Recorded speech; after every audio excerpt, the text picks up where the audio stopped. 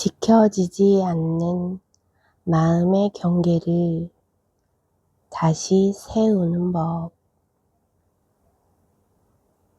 아침이 시작되기 전 그녀의 마음에는 언제나 조용한 기대감 같은 것이 있었다. 오늘은 조금 다를지도 모른다는 작은 희망이었다. 하지만 아이가 눈을 뜨는 순간 하루의 흐름은 예상대로 빠르게 달려갔다. 돌봄의 하루는 예외가 없었고 아이의 요구와 상황은 언제나 즉각적인 대응을 필요로 했다. 그녀는 나도 모르게 자신의 감정과 욕구를 뒤로 미루기 시작했다. 돌봄 속에서 가장 먼저 희미해지는 것은 언제나 경계였다. 그녀의 마음은 아침부터 경계를 잃어가기 시작했다. 경계는 보이지 않는 선, 마음을 지키기 위한 기본 구조였지만 아이의 요구는 그 선을 자연스럽게 넘어오곤 했다. 아이의 울음, 불만, 불안, 그리고 갑작스러운 요구는 그녀의 마음을 열어둔 채 하루를 시작하게 했다. 그녀는 오늘도 그 열린 문턱에서 하루를 버텨야 했다. 경계가 허물어지는 것은 아이 때문이 아니라 돌봄이라는 구조 자체가 그녀에게 항상 열려 있어야 한다는 기대를 강요하기 때문이었다. 점심 무렵이 되면 그녀의 감정은 조금씩 흔들리기 시작했다. 감정이 흔들리는 이유는 피곤함 때문만이 아니었다. 경계가 지켜지지 않는 하루는 마음의 에너지를 너무 빠르게 소진시키는 일이었다. 마음이 소진되기 시작하면 감정은 불안정해지고 작은 자극에도 크게 반응하게 된다. 아이가 갑자기 칭얼거리는 소리에도 그녀의 마음은 즉각적으로 흔들렸다. 흔들린 마음은 다시 비난을 불러왔다.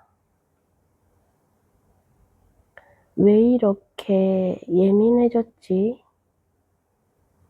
그녀는 자신을 탓하고 있었다. 하지만 예민함은 감정의 문제가 아니라 경계의 문제였다. 경계는 마음의 보호막이었다. 이 보호막은 돌봄을 받는 사람에게 필요한 것이 아니라 돌봄을 제공하는 사람에게 반드시 필요한 것이다. 그녀는 이 사실을 오랫동안 몰랐다. 자신은 마음이 강한 사람이어야 한다고 믿었고, 강하다는 것은 지치지 않는 것이라고 생각했다. 하지만 마음의 강함은 지치지 않는 데 있지 않았다. 강함은 지칠 때 스스로를 보호할 수 있는 능력이었다. 그 보호의 중심에는 경계가 있었다.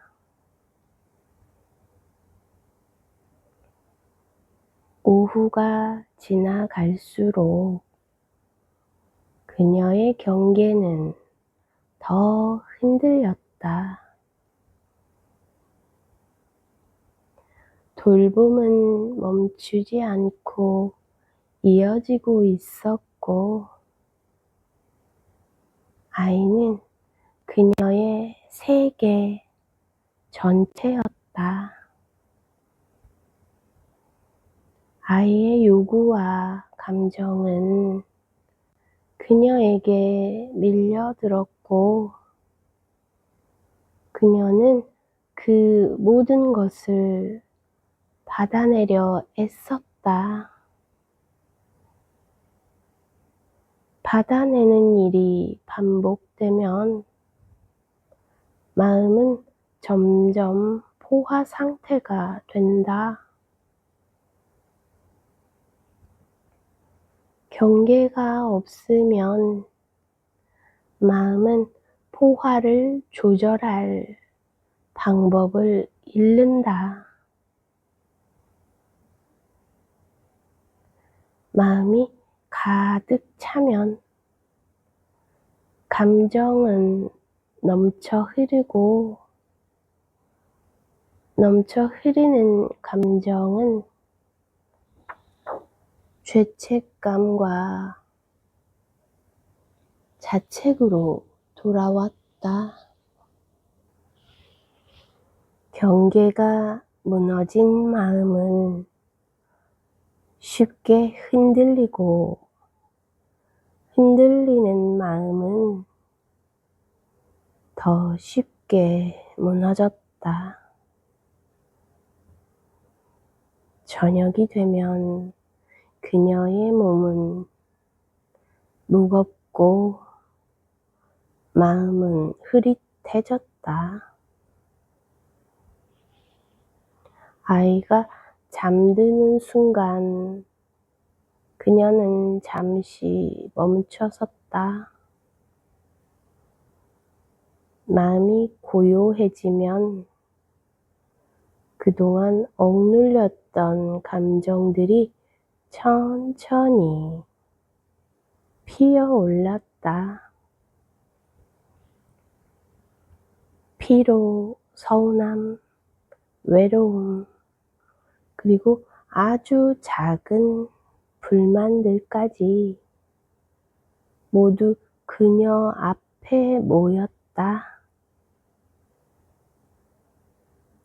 이 감정들은 아이를 향한 감정이 아니라 지켜지지 못한 경계를 향한 감정들이었다. 경계가 흔들릴 때 마음은 스스로를 잃는다.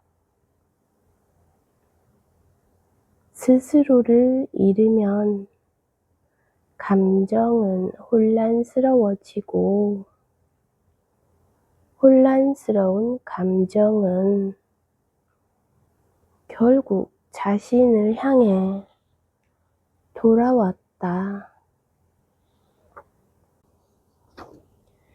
그녀는 오늘 처음으로 자신에게 조용히 질문을 던졌다.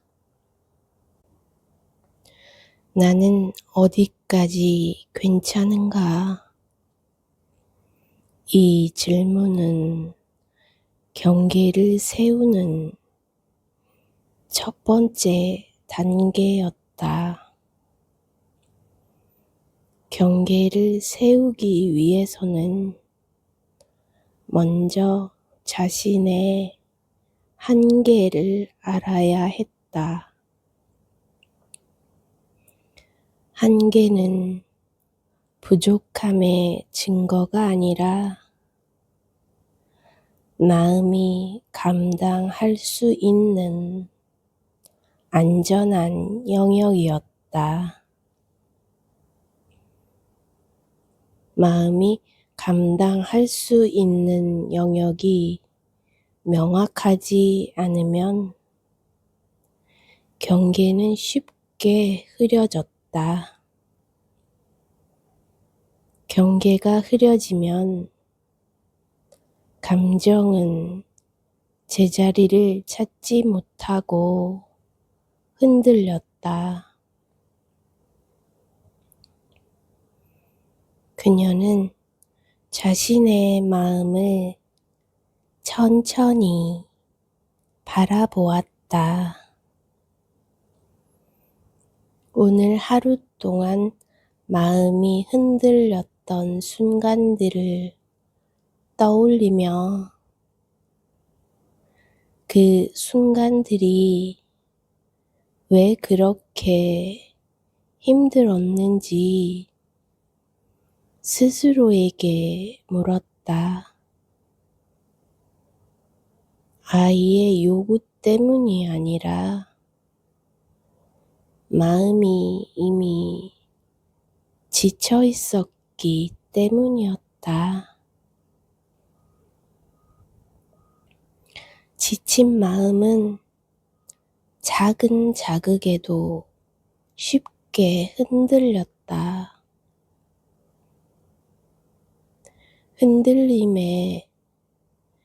흔들림은 감정의 문제가 아니라 마음의 에너지가 고갈된 결과였다.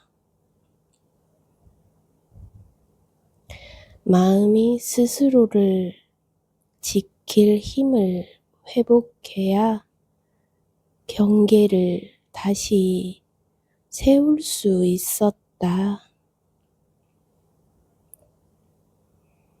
경계를 회복하는 과정은 감정을 억누르는 과정이 아니었다. 감정과 필요를 인식하고 그 감정의 자리를 다시 만들어주는 과정이었다. 그녀는 자신에게 이렇게 말해주었다. 나도 잠시 쉬고 싶어. 이 말은 단순한 욕구가 아니라 경계를 세우는 선언이었다.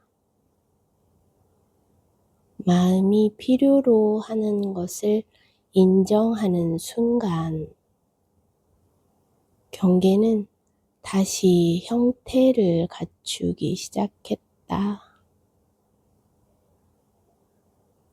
마음이 필요한 것을 말할 수 있어야 마음은 스스로를 보호할 수 있었다. 그녀는 작은 실험을 해보기로 했다. 아이가 짧은 시간 동안 혼자 놀고 있을 때 자신에게 3분을 허락해 주는 것이다. 이 3분 동안 그녀는 창문을 바라보거나 숨을 크게 한번 쉬거나 따뜻한 물을 손에 적시는 작은 행동을 할 수 있었다. 이 행동들은 마음을 회복시키는 작은 의식이었다. 이 의식은 경계를 세우는 연습이었다. 마음은 작은 틈을 통해 회복된다. 작은 틈이 쌓이면 경계는 다시 견고해진다. 밤이 깊어갈수록 그녀는 마음의 구조를 더 잘 느낄 수 있었다. 마음은 하루 동안 계속 흔들렸지만 흔들림 속에서도 자신을 바라볼 수 있는 힘이 생기고 있었다. 경계는 완벽한 벽이 아니었다. 경계는 마음을 이해하는 선이었다. 이해의 선이 넓어지면 마음은 다시 의자로 돌아올 수 있었다. 마음이 의자에 앉을 수 있다는 것은 스스로를 잃지 않았다는 의미였다. 그녀는 오늘 이렇게 마무리했다.